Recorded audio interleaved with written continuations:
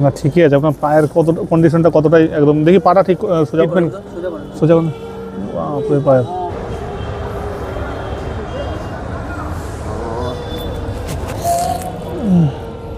কাকার বাড়ি কোথায় কাকা?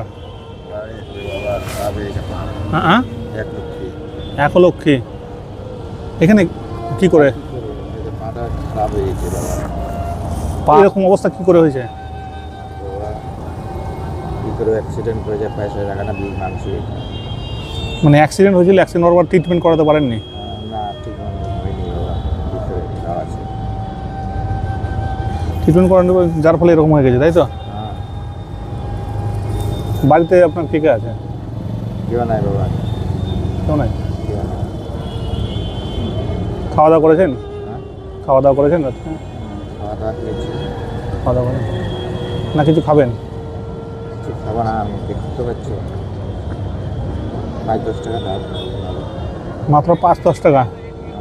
এর কত কন্ডিশনটা কতটাই একদম দেখি, পাটা ঠিক সোজা করেন তো, এদিকে এদিকে ঘুরান, পাটা ঘুরান। মিথ্যা কথা বলবো না। দেখি পাটা ঘুরান। পায়ে তো কঠিন একদম অবস্থা খারাপ আছে আপনার পা।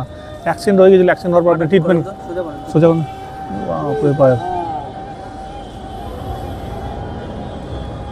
ঠিক করতে গেলে ঠিক আছে, আমি আপনাকে ইয়ে করেন, হাতটা ইয়ে করেন।